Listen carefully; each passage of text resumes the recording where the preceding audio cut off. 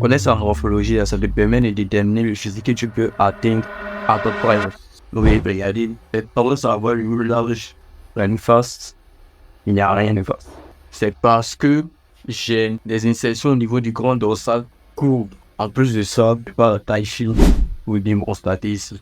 Regardez bien, j'ai pas de clavicules larges, j'ai des clavicules moyennes. J'ai mis l'accent sur les épaules à travers des élévations latérales, que ce soit avec la poulie ou aux haltères, développé, incliné. Ce qui fait qu'on a tendance à penser que je suis en V, que je suis large en fait. C'est les petits tips comme ça qu'il faut appliquer. Pour quelqu'un qui a des clavicules larges, l'idéal même, ce ne sera pas de trop travailler les épaules pour paraître plus larges encore. Ça servira à rien. À part si ton but, c'est l'esthétisme. Tu cherches à compétir quelque part et tout, ou bien tu es manqué. Mais si tu es quelqu'un, tu es comme moi, va au travail, tu es étudiant, tu n'as pas le temps. C'est pas à peine en fait de travailler chaque petit muscle de ton corps. À part si ce muscle-là, c'est une point faible qui t'empêche d'avoir une apparence plus masculine.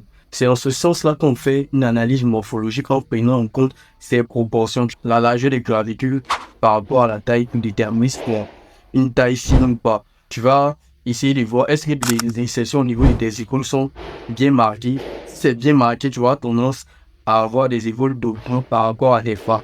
Donc, tu vas mettre un peu plus l'accent au niveau du triceps pour pouvoir en fait combler cela. La plupart des gars, lorsqu'ils viennent dans la salle, la première des choses qu'ils vont faire, ils vont regarder le gars le plus bas de la salle. Ils ne savent pas combien de temps il est dedans. Ils ne savent pas si c'est sa régularité qui fait qu'il a des résultats malgré qu'il fait n'importe quoi.